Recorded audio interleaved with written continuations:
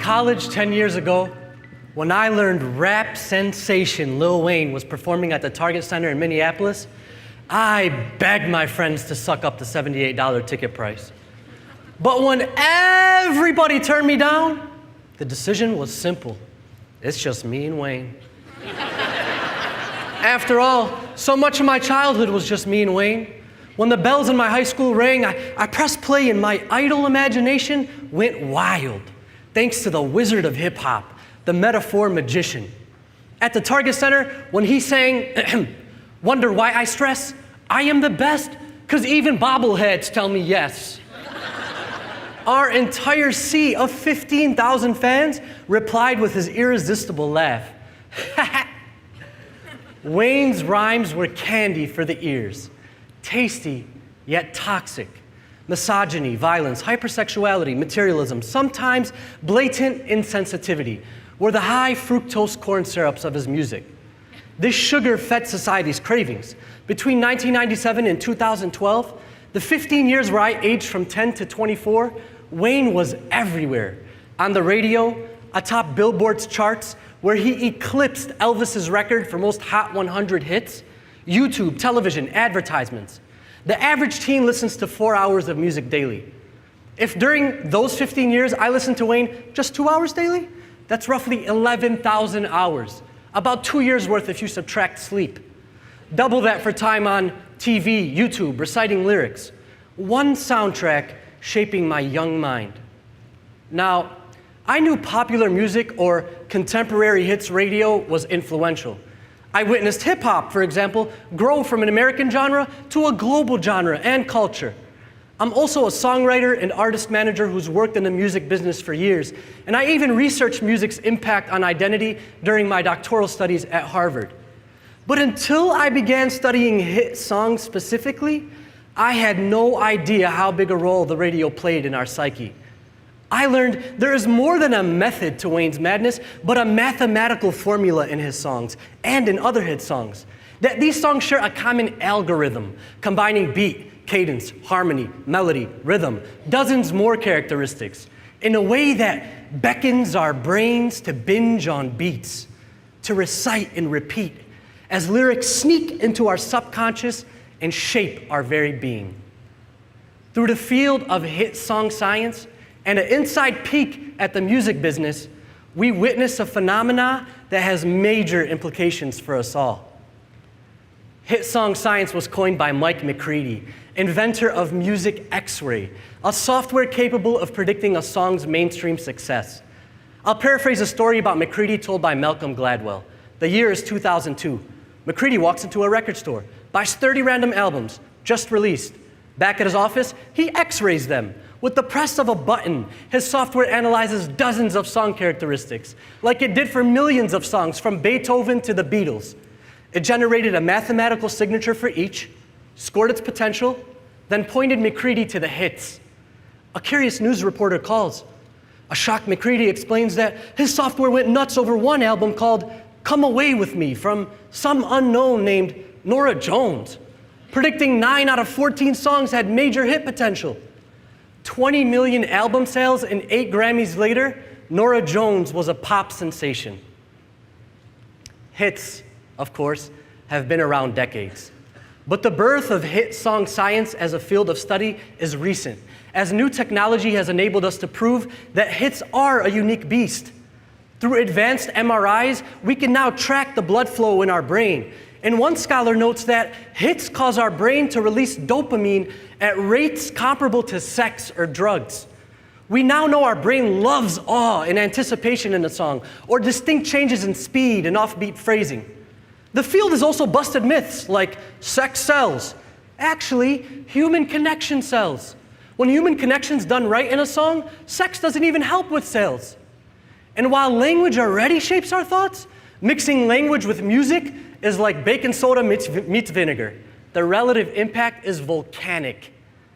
My point is, from melody to message, hits are masterful creations with massive influence. That's why a big artist in front of a song and a big budget behind it fails 9 out of 10 times without true hit makers behind the scenes. I'm talking about expert lyricists, melodists, so on. Take Max Martin, leading hitmaker of the 21st century. Trivia: what do Britney Spears, The Weeknd, Backstreet Boys, Ariana Grande, Katy Perry, Maroon 5, NSYNC, Pink, and Taylor Swift, to name a few, have in common? That's right, Max Martin masterminding their hits. Taylor Swift definitely wasn't talking about Max when she's saying, "We are never, ever, ever getting back together," because they've gotten back together for 4 hits since that one, including 3 number ones. Only John Lennon and Paul McCartney have more hits than this dude. But the bizarre thing is, that could be Max Martin right there, and we wouldn't know. Thankfully, Martin's pop songs aren't so toxic. But meanwhile, most of music's mainstream is the new opium of the masses. Tranquilizing, toxic, a feeling of healing as it does its harm. And we're blind to it. See, during my years as a Wayne fan, I truly believed Wayne was just a positive influence in my life. Fun, inspiring. When he said things like money over bitches and money over everything, I rejected those messages. I was raised to respect women, and I was always mission over money. It's just entertainment. But I grew to realize popular musicians were shaping me in self-destructive ways. Excessive smoking, hypersexuality, materialism, numbness to social inequality. This realization hurt, and it came in 3 waves. Wave 1 happened as an English major in college. My coursework in hip-hop helped me learn that though radio's hip-hop was mainstream, it was the minority. Because in communities nationwide where struggle breeds creativity, positive hip-hop abounds.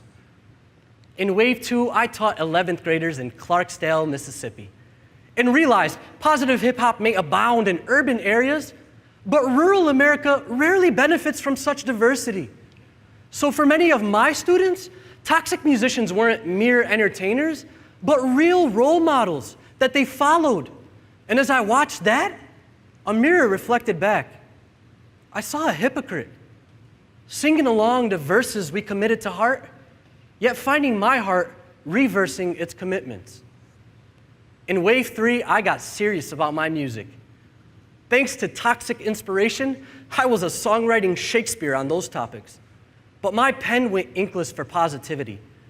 I turned to those rare positive hits for help, like Royals by Lorde, who spoke for masses of fans when she sang jet planes, islands, tigers on a gold leash. That kind of luck's just ain't for us. We crave a different kind of buzz. Or Happy by Pharrell, with 1 billion YouTube plays and even more in renditions. The whole world was like, clap along if you feel like happiness is the truth, because I'm happy. It was undeniable. The whole world felt more loved, more connected, more happy. Hits like these helped me realize that the toxic music I vibed to was actually killing my vibe, and I had to let it all go. At first, I had withdrawals, but my mind cleared, and I began finding myself in the very places I once neglected, like the old school, from Sam Cooke to Stevie Wonder, and the new school. I discovered amazing artists making positive music that was just as appeasing to the ear. For a while, though, I resented Wayne and myself for once being a fan. But I was torn. How can I blame Wayne? Born into an oppressive maze, a community plagued by poverty, racism, poor schooling, trauma. He escapes this maze, and then I criticize him for his escape route? But where do you draw the line? He knows how harmful this is. How could he be so selfish? For years, this was my unresolved stance, until I visited a bookstore in Seattle this past February, where I rekindled my Wayne flame for the first time in years. This time, it wasn't his music, but his book, Gone Till November, a diary he kept while incarcerated. In one entry, he reflects on a letter he received from a church, criticizing him for not using his platform more positively. Here's a snippet. If I was rapping for the Lord, I would literally change the whole world. It would be way bigger than having a million kids saying shit like, bling, bling. I would truly have the power of having pop culture turn to God.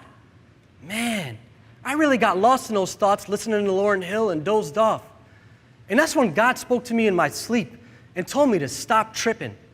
That's not my calling, yet that is, because if it was, those thoughts would be popping into my head instead of, I will murk you and I'm going to F that bitch. It was a cool thought though, but it was just a thought. In that moment, a burden lifted. I forgave Wayne and myself, because I realized that even powerful music minds underestimate the power of music on the mind. I'm an artist too, working in Hollywood, hanging with hitmakers. I didn't realize it either.